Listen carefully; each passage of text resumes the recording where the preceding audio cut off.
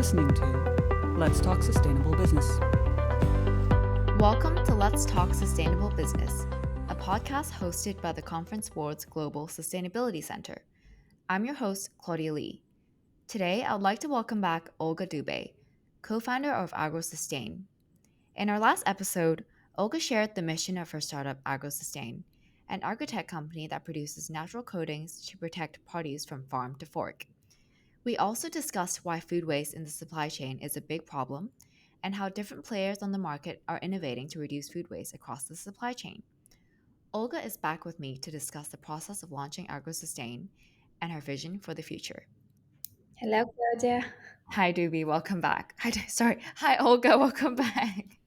Um, so, basically, I want to continue this conversation about your challenge, any of your challenges while launching Agrosustain. I know that Agrosustain works with a team of experts in chemistry, plant biochemistry, and evolutionary biology.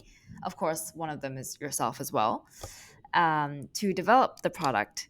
Can you tell me more about the R&D process? Was this a complicated process? Thank you for this challenging question. So, indeed, right now our team is we are 14 people. So we are not only all experts in research and development, but we also have another part which is more production, for example, as well as finance and etc. But when we look at the R&D process, I believe it's always challenging because the goal is first of all usually to find solution. And it's funny enough, when you search for a solution, on average, around 70% will be negative results. Mm. And in 30% of cases, if you're lucky enough, you will have something good. And I think what makes our team quite strong is that they are very resilient to these challenges and they continue searching for solutions. And the other advantage that we have is that we are combining different disciplines together. So, looking at one problem from different points of view helps us to find solutions on one side probably quicker, and on opposite side it also gives a lot of brainstorming, and sometimes we would find we can come up with an idea that none of us would ever thought of originally. I see. Of course, I can imagine that there you must have come across a lot of challenges during the R&D process, especially with something that changes so often, like crop quality and climate. So And with the recent extreme weather events around the world, I'm sure it poses even more of a challenge because there are so many unpredictable factors. During the R&D process, did you have to consider different climates across the globe? Because in order to make the product applicable worldwide, you would have to make sure that it applies to the different climates, right? sure, you're absolutely correct, and this is exactly why when you talk about certification process of the products, which are, for example, need to be applied in the field, you usually need to run the certification in different climatic zones to show that the product is efficient, let's say not only in Switzerland, but that it also can be efficient in somewhere in Brazil. Hmm. So did the R&D process take the expected amount of time you estimated, or did it take a lot longer? We were lucky enough that it actually took how much we said. And how But long was this? it depends on the product. So for our natural coating, where we are already commercial, it took us like 2 years. And for fungicides, the pure R&D phase, it takes on average 2 to 3 years. And then it goes to certification phase. Hmm. And what was the biggest challenge during the R&D process? I think sometimes when you're trying to address an issue, you just need to accept that something is not going the way you were originally planning to, and to deviate from the original idea into something closer to it, but to be basically able to find a solution. Because sometimes we are so focused, we say, no, we really need something exactly that, but then you realize that maybe it was not the best idea originally, and then you just adjust it. I love that. Yeah, sometimes, especially when you're launching a business or a service or a product, you need to be to be able to adapt to the results of your research, Yeah. even if it's not initially what you had in mind. And I think that is so important for But any this is successful also the startup. same for clients because sometimes you would think client needs a product like this, and then you go and you tell him what you have, and they're like, "We don't really need it." And you're like, "Okay." Yeah. So by the sounds of it, it seems like during the R&D process, you did pivot a little bit from what you had in mind. Did is the a natural plant and a natural coating for parties what you originally wanted to create, or is this something that you've decided on after a lengthy R&D process? That was a pivoting because we started originally working mainly on fungicides. And then we actually went to talk to one of our clients, and the client said, "Look, fungicide sounds amazing, but it's such a long time to reach a market. Do you have some things that you can put on the market quicker?" And then we said, "What would you like to have?" And they said something like natural coatings that can extend the shelf life of fruits and vegetables. And we said, "Oh, we can work on that. We have all the R&D in-house to do that." And I think it was a very great pivot. Mm-hmm. Oh, so initially you wanted to focus more on fungicides, which now you are still Correct. developing the R&D for. And Yes. how is that process going? It takes time because now we're in certification phase, so it's quite a heavy in terms of financial requirements and everything, but it's moving. So Mhm. still plan for what was promised. And apart from working with different scientists and experts in plant molecular biology, do you also work closely with a bunch of farmers? Of course, I mean, from the beginning, actually, we always spoke directly to our clients because we needed to get their feedback. I mean, saying you have a fungicide is good enough, but each fungicide is usually specific in terms of on which crop it's going to be working, on against which fungal pathogens. And in order to understand that, you need to talk to your clients. Hmm. So going back to um, your challenges, apart from the challenge during the R&D process of finding out maybe your clients, the farmers, are interested in a product that extends shelf life more, maybe. Was there any other challenge you've come across during your startup journey? I think it's two different challenges. So what you were describing, it was rather a challenge of our clients that we help them to address. But in a startup, there is always a lot of challenges. Number one, how do you find a good team that can really do the job, right? Then where and how much funding can you receive in order to continue developing what you're working on? And number three is actually how do you get to the right client who is there to support you during your, let's say, pre commercialization phase to test it and to give you a fair feedback so you can still improve your product? Hmm. Okay, so let's talk more about number two first, funding, which is always essential for a startup. Did you find it difficult to raise seed funding, and what was the process that you went through? Seed funding was a few years ago. I think each funding is quite difficult overall because it takes a lot of time from management to prepare everything and organize. On one side, it's good because then you're kind of looking back to what you had achieved during this time and it's nice. But it's also a matter of time. How, I mean, sometimes you would maybe prefer to rather focus more getting new clients and getting an early revenue rather than pitching nonstop your company. But Mm, it's exciting because you're always meeting new people. You're getting quite often valuable feedbacks that help you to improve and strengthen your business. hmm. And how many rounds of funding have you had until now? Around four Yeah. And when is your next round of funding, or are you looking now. for more funding now? Yes, Okay. I mean, if you have a link to any of your funding platforms, I'm sure we can add that to the podcast description. So if any of our listeners are oh, interested thank to you. support Agrosustain, they can take a look as well. Sure. Um, so your third point is finding the appropriate clients to work with during the Okay. experimentation phase, right? Yeah. And you mentioned that this is a challenge as well. So how did you um, surpass this challenge? Well, it's about trying. It's a bit like fundraising. You're contacting many people, and then you have only few who would actually go into the further phases. And that's exactly the same here. We contacted many clients. We explained them what we're doing. We heard their feedback. But finding a client on which you can rely and with whom you can really do some great work together is always taking time because it's a lot related to your relationships, right? So you need to build trust first.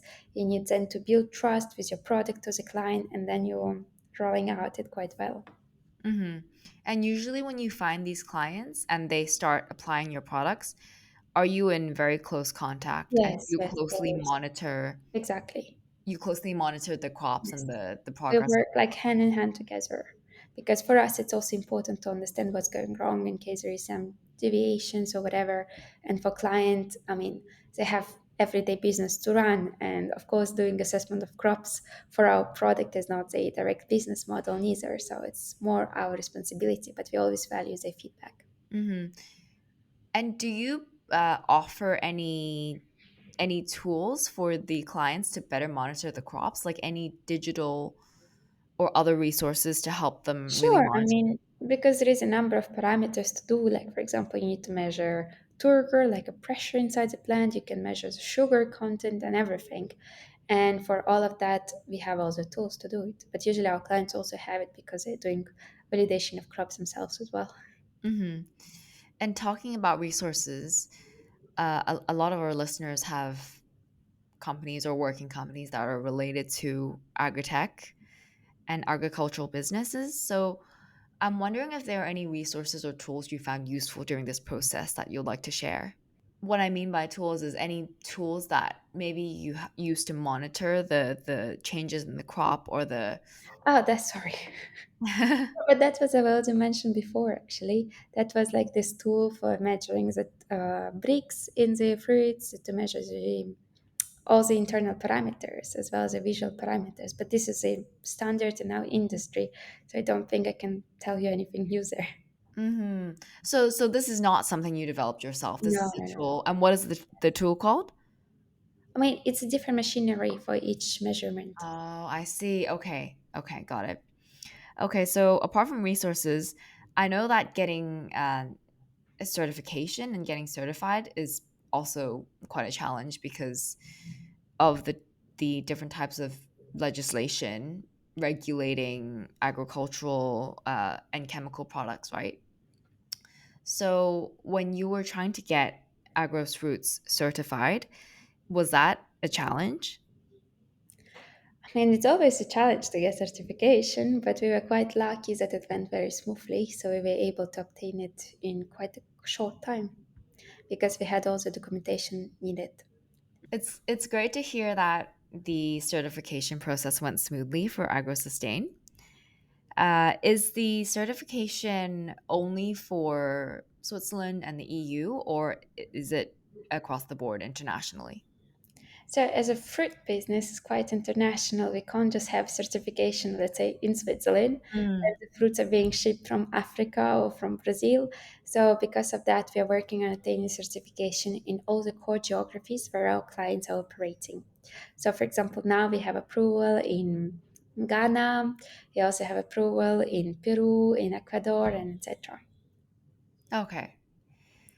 Uh, and so after your product is certified, does that mean that all of it can be applied to it can be applied by all of the core clients in the country they're based in? Correct. Okay. Um, and so for Agros Fruits, is the is the certification an expensive uh some like an expense? Because I understand that with a lot of organic farming products, actually the certification is a big part of the expense, and that is something that is quite controversial because even though the certification boards need to make money, it also sometimes makes it not so sustainable for the startups as well as for the customers. Mhm. Sorry, as well as for the clients, which are the Sure. farmers. I mean, certification is always expensive because you need to run a number of studies to show that the product is not toxic, to identify the right concentration in which you can use it, etc. I mean, of course, for startups, it's always heavy, right? Because you don't yet have sales quite often, and you need to show to your investors that you need to take this risk in order to reach the market. But at the same time, when you look at it from the end consumer perspective, I think it's quite good that we need to do certification studies because it's de risk is a negative potential negative impact of these products for our health. So it gives us additional security. Mm-hmm. That's true. The de-risking part is very important, and even as an end consumer like myself, seeing that a product is globally certified does make a huge difference, and that's why I guess most of the time it is worth paying for the certification. Yeah. So, in part one of the podcast, you shared a bit about how keeping the pricing competitive is always a challenge as well. Let's circle back to that and talk about other areas that you found difficult uh, to keep the prices low, and how you maintain you keep the business model sustainable while also trying to keep your resources and maintain all the resources you need for the company. I mean, it's funny, but I'm not sure you can say that startups are sustainable. For me, sustainable is the companies who are already making a revenue and they can basically live out of this revenue. Usually, when you are early day startup, you're in a constant debt. You're just searching for fundraising from external parties. Yeah.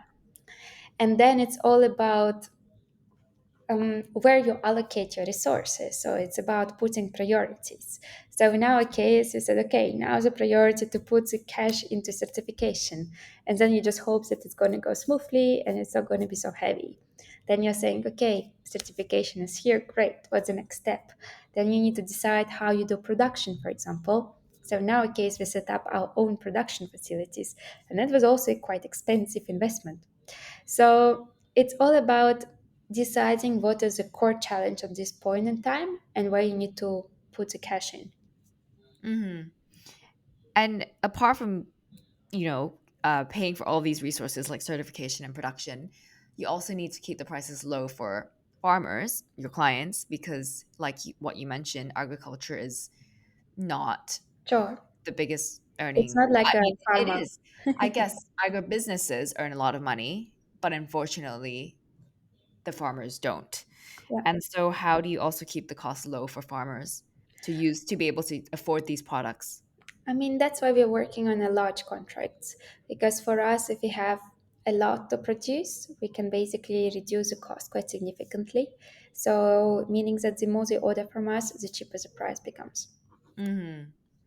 Okay, so it's all about the business model as well, I guess. Correct. Hmm. Okay, so after talking a bit more about your challenges, and you mentioned several things, including funding, certification, sourcing clients, and pricing. Let's talk about what's in store for Agrosustain. What's your vision for the next few years? 2 years only. What's your vision for the next 2 years? Well, our goal now is to basically extend our offering of natural coating a bit broader because now we are focusing on 3 countries in Europe, but we have much more, of course, to do. To also obtain certification in a number of other geographies, like for example in Brazil, in Peru, and etc. And the next goal is to put a biostimulant on the market, starting in Europe and then also to do expenditure in the other geographies. Mhm. Both biofungicides and biostimulants. No, biostimulant. Biofungicide will take 3 to 4 years. So Okay, so the next step is focusing on yes, launching the biostimulant yeah, product. yeah. Okay. And what is the longer term goal for AgroSustain? I mean, our longer term is to basically become the one shop for our clients where they come and they say, okay, I have an issue with fungi, we can offer them fungal solution. Then they say, I want something for freshness extension, we give them coating, and maybe then also to have a line of insecticides or herbicides, what we've been talking with you in the beginning. Hmm. Hmm. And obviously, with a startup like AgroSustain, there are constant challenges. uh, like what you mentioned, but what keeps you motivated and what keeps you moving? This is rather an end goal, what we can bring to people. And I mean, when we launched our natural coating this year, that was such an amazing moment when you can actually go to client and then they call you and say, hey, Olga, we reduce waste by blah, blah, blah. And you're like, oh, that's great. And you can see how happy they are. So this is very much reassuring that what we are doing is worth it. Mm-hmm. Mm-hmm. That's so great to hear. And as an entrepreneur who's trying to reduce food waste across the supply chain, is there anything you do as an individual to reduce food waste in your day to day? I guess like most of us, first of all, you're not trying to buy so much, right? Knowing that you're not always able to eat it all. So I'm trying to buy more like for 2 to 3 days, and then I prefer to go back shopping to know that I have something fresh also for ourselves. And we're trying to not to overconsume because of that. And then it's also about how you're managing your waste, right? That these days we have quite a lot of recyclable solutions and segregation of your trashes, which is a good alternatives. Mm-hmm. Absolutely. So the last question is actually a let's talk sustainable business question that I asked to all of my guests. And that is, what is a sustainable product that has inspired you recently? Sustainable product. Well, that's a good question, actually. I mean, what I see these days on the market is there is a number of new biological solutions which are appearing, such as, for example, biofertilizers or bioinsecticides. And when you look at that, it gives you a good indication that what we are doing in a similar area but slightly different is a good way to move on. Mm-hmm. Oh, so is there a specific product that you would want to mention? Actually, there is a few of them, so maybe I should just keep it broad, not to offend anyone in case I missed them. Okay, okay. So basically, other sustainable products or other biochemicals on the Correct. market Yes. that inspire you and encourage you to continue innovating. Yes. Okay, got it. So this ends the our podcasting session, and I just wanted to thank you again for joining me on the Let's Talk Sustainable Business podcast, for sharing all of your insights as well as your passion for reducing food waste across the supply chain, and also just for your resilience in continuing to pursue your goal and your mission despite facing these challenges. And I hope to see Agrosustain continue to grow in the future, and to see your biostimulant and biofungicide product launched on the market. Thank you very much, Claudia. It was great talking to you. Thank you. So, thank you for tuning in to this episode of Let's Talk Sustainable Business. If you enjoyed this episode, please remember to subscribe to our podcast series or explore the entire catalog of podcast programming from the Conference Board by visiting our website at www.conference-board.org. If you have any thoughts to share with us, you can also email us at sustainability@tcb.org. Thank you, and speak to you again soon. That was Let's Talk Sustainable Business.